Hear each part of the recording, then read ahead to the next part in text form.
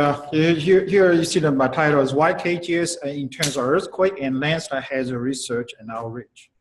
My name is Zhenming Wang. I'm head of geologic head section at the KGS. And here's my outline, really just briefly kind of the why people concerned about earthquake and landslide in Kentucky. And then highlight what we had done at the KGS in terms of earthquake and landslide research, and also what we had done to help the people in Kentucky to achieve the earthquake and landslide resilience. So the last one, just one slide summary, what we learned. And in terms of earthquake, I think it's not new. You know, from time to time, we always pop up small earthquake here and there, and but in like 4 and 5, sometimes pop up here and there. And if you see here, really I put two here. One is the Shasper right here, and that's back to 1980. And the earthquake is some people may put the magnitude 5.2, or some people put 5.3. But that earthquake generates damage. Here is one. See here typical this small earthquake damage, but significant damage over Maysville. The estimated damage is about $3 million. And the other actually way out where here in Barwell, and the back year 2003, there was a 4.0 earthquake, very shallow earthquake, right underneath the town. And you see here the county courthouse was okay. Now, actually, if you go out there, about where it's a brand new the courthouse has been built. So this is the old scout. So you see here the earthquake around here, New Madrid is everybody, I think, in terms of the earthquake, talk about New Madrid. And we also have Eastern Kentucky, Eastern Tennessee, and other Wabash. So if you look around in Kentucky, around Kentucky, there are some earthquake, and in particular, we have the New Madrid, definite potential there. And the other thing, landslide, and here is the top here is the earthquake and landslide inventory, and we have a database and map put together, but really it's why we have to do some research, because landslide have an impact for the community. And this photo you see here in Boyd County, and that's actually the landslide away. Really, the foundation go away. The whole kind of house moving with it. And the other one here, see here, there's a clover kind of thing. The land is not in the rig. The damage is the property there. So, and if you look here, most of the landslide is Eastern Kentucky as expected, because the topography and geology definitely there. And then, but also the very important in Cincinnati and Northern Kentucky area has a very high landslide damage area in this country. And throughout the state also, you can see here and there, but that's clearly landslide have potential damage here. And in terms of earthquake and landslide research, because have impact for society, many organizations out there from federal level, we know USGS have landslide program, earthquake program, FEMA have that, and the internal research, NSF have that, and DOE also have earthquake. So federal level, many agencies, they have earthquake program doing earthquake research and information dissemination. And our state also, I know the EEC also have earthquake and landslide people deal with it, particularly at Kentucky Emergency Management. And Kentucky, the Transparent Cabinet also have the earthquake and landslide people.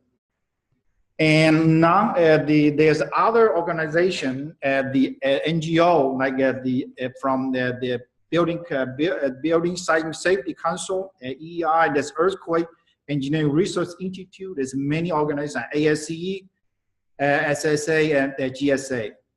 And many of you actually, even in this room, is private consulting and deal with geo had particular earthquake and landslide research. So many organizations, people, professionals out there deal with these earthquake and landslide. Why KGS? The question is why? Should we do it or we don't need to do it? So here's just kind of In this country, you already know this always is USGS producing this hazard map. This map have a policy implication. And I just put the two map here. This is a 96 map. This year 2008 map. USGS is updating this map every 6 years. Every 6 years, the big program. But this map do have an impact for the society because this ultimately would convert into the policy of building design, insurance rate, bridge design. Now here, just an example here is international built residential code, and Kentucky adopted as a Kentucky residential code. This back to a decade ago. But if you look here, I grew up here in particular Western Kentucky here. Paducah is right here, and San Francisco right here. So if you look at this map, one of the design for the residential code, just a ordinary residential building, like next year we see here. And in Paducah would be one category higher than San Francisco, basically E zone versus D2 zone. So that's one issue decades ago the state had dealt with. And here just a few the issue. I showed this slide many times, and what issue back to a decade ago Kentucky had dealt with. That's why KGS got involved. And one of this rational code, I don't need go. And then the other issue is that the Paducah landfill, the Paducah Gas Diffusion Plant landfill design. Todd Hendry still in this room. He's one of a person stand up with almost get into a fish fight with Don Siebel from DOE in Frankfurt. Basically, DOE challenged the state to get a permit to build a landfill, but one earthquake design is high value, state won't give the permit. And then the other issue many of you know about is a particular gas diffusion plant. That time they tried to come a new facility, and state Kentucky is one of a candidate try to get that the facility, and a state from government office, economic development through actually even our that time President Lee Todd and Dean of Engineering that time is Tom Lesser.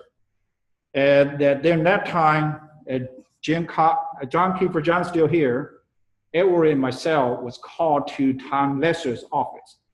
And he said, well, earthquake is an issue. And they said, hey, we need to deal with it. One of the questions, he said, why don't we hire an MIT professor to help us? John, do you remember that question?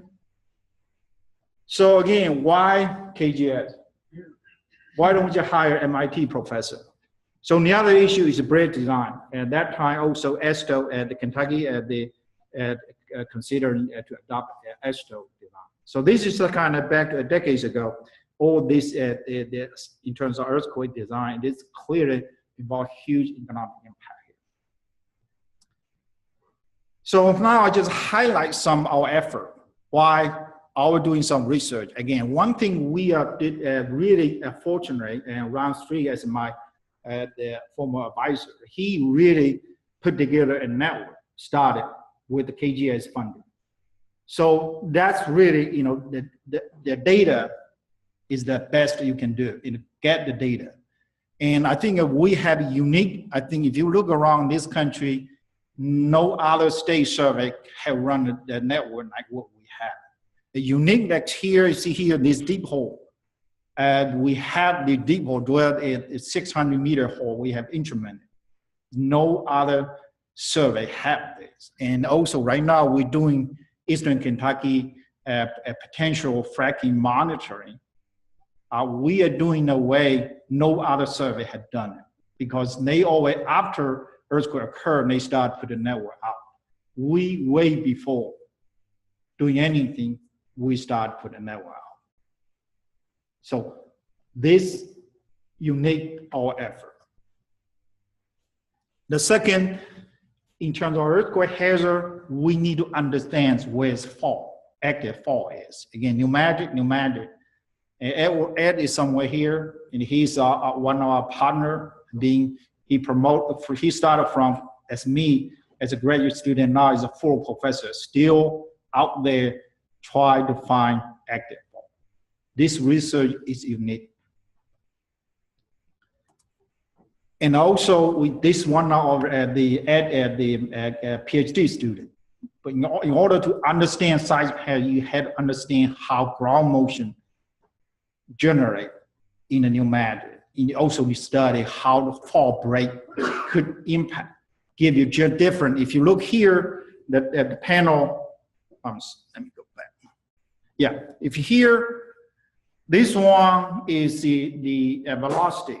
And if you look here at the kind of, you see here the fault break there from south to north. Kind of, we explore how fault break impact the ground motion distribution.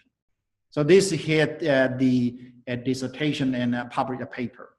So our research, this also unique, is very detailed, very scientific.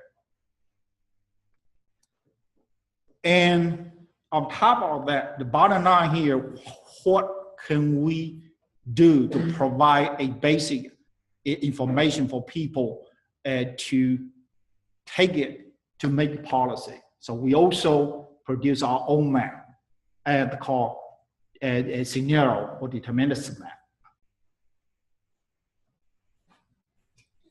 So that is in terms of earthquake research, and for landslide, and we building the database. Any landslide occurring in Kentucky, we always collect the information and put in a database. So this is online. Everybody can go online and maintain the database.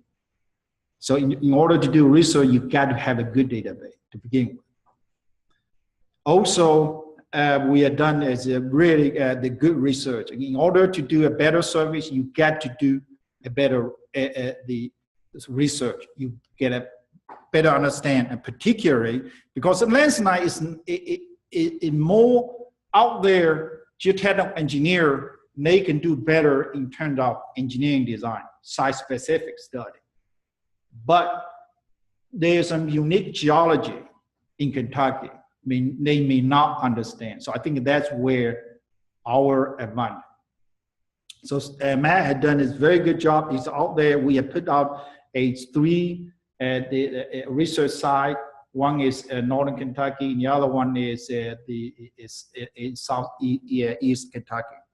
Three sites out there. And also utilize a geophysics tool to do more research. And also we work with the professor over civil engineering.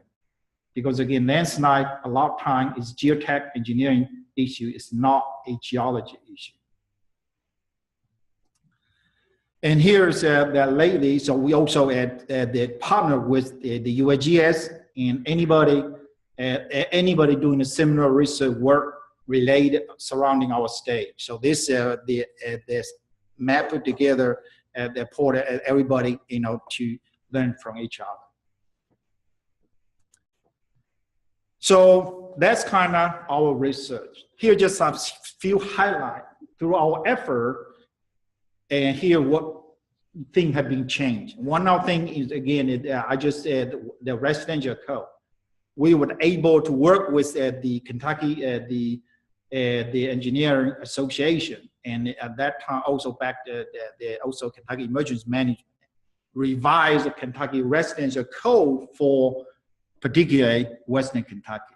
So no longer, if you look at current residential code, there's 4 counties still in E zone, but in current adopted Kentucky residential code, the update to the 2013, there's no E zone, higher is a D2 zone. So that being revised. And second is landfill. Again, I just mentioned that Tar Henry is still here. It's after a decade's effort. If you look here, originally, the old landfill design is a 0.4G PGA. And after the USGS map coming out, that time had to, I think it's our state required DOE have to design 0.8G PGA. That's where fighting started. Now, after decades, I think now we settle with 0.33 G. So now the permit has been issued. The issue is resolved. 0.33. Oh, everybody, I'm sorry. Let's see.